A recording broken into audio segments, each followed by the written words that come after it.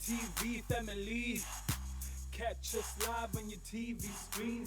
It's a beginning of a brand new week, and you started with the very best when it comes to television content. This is Ekse Live, ladies and gentlemen. You can find us on your free-to-air channel if you live in Cape Town. Otherwise, nationally, we are on channel 263 right here on Cape Town TV. We bring you the biggest hit show in the motherland. I am Llama Moon, not riding solo. Mona Lisa Bekona earlier on in Ngola no chef. Otherwise, uzobuya ezoti happy birthday if it's your birthday. It's the last day of the month, 31st of May, and there's a lot that has happened in our history.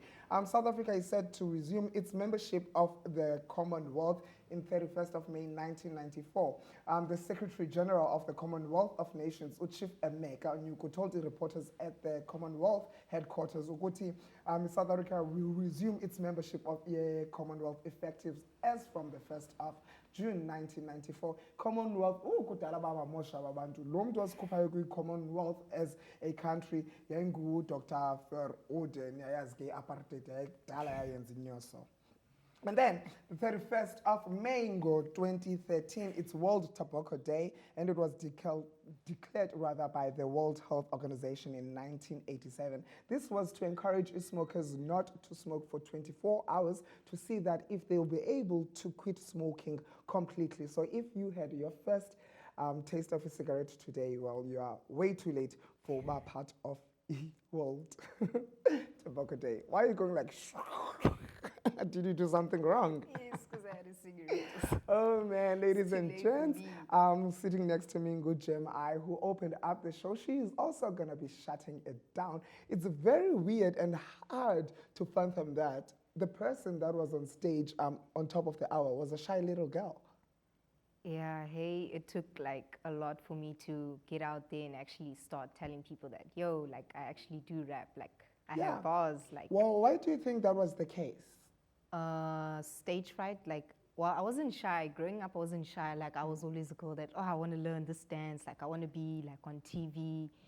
And then insecurities started happening. And then I just got very insecure. And, like, the only way I could express myself was writing. And then I wrote for, like, probably good 5-6 years. And then eventually I was like, no, man, like, I feel like people need to hear what I actually have to say. And that's where I just built up the courage. And I was like, listen, I'm Gemii, and I'm here to change the game. Yeah, thanks to Daddy, who used to listen to a lot of different genres. I guess that's how you were introduced to music? Yes, like he used to listen to every single genre. Reggae, classical music, like everything. His favorite artist, I think, was Oliver. Yes, he was his favorite artist. And he used to play that, even as his Lalin, he used to play that there and back. So even hip-hop, but like hip-hop he wasn't really a fan of.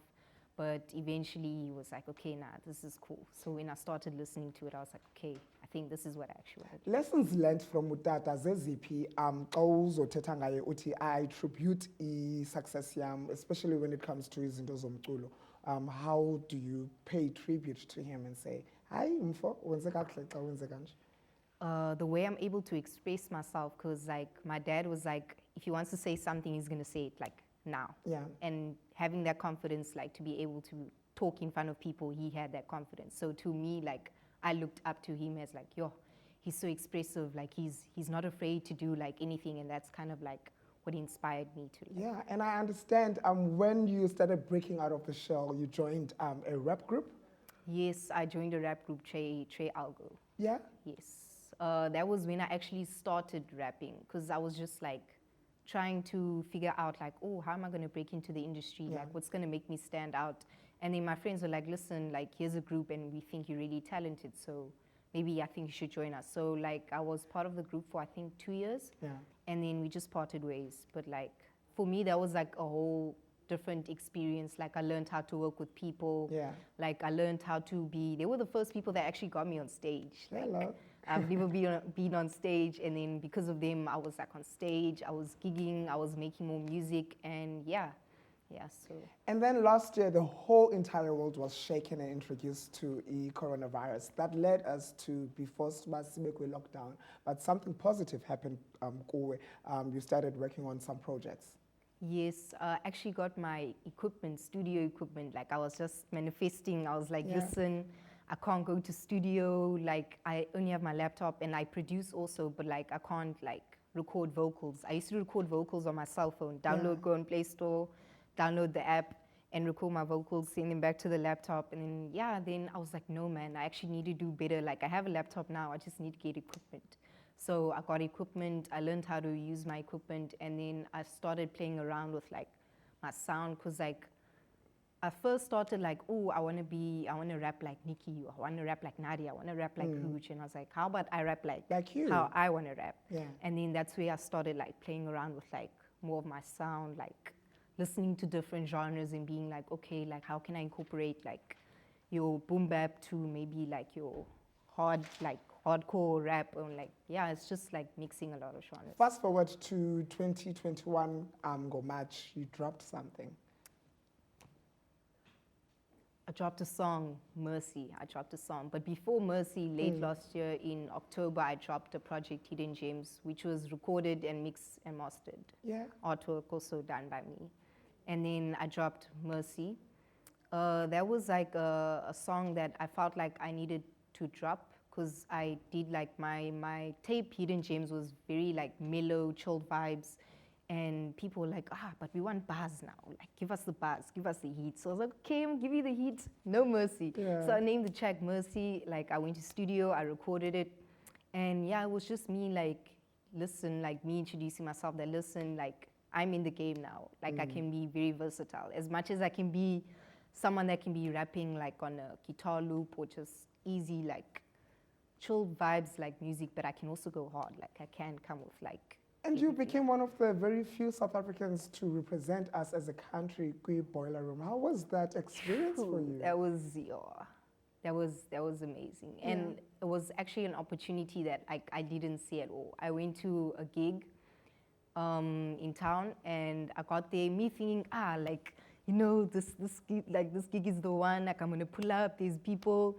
I get there and there was like 10 people, like in the whole club, and I was like, and then I was like, you know what, it's fine. I'm gonna put on a show for 10 people. Yes. Kill the show. Then like after that, someone, the promoter came to me and they were like, we really love your set. Like someone from Boiler Room was here, and they really wanna like see you perform. And then that's how like I got the gig. And she's no longer a hidden gem, ladies and gentlemen. She's here to explore and show us her talents. We'll be riding with her much later on the show when she performs Sunset Rise. Make sure that you do not go anywhere, because you do not want to miss a thing. If it's your birthday or you're celebrating somebody that you love, please hop onto our social media handles, Ekse_live throughout. The social media handles is there too, so that we're able to give a shout out to them. Right now, quick air break. We're not going anywhere.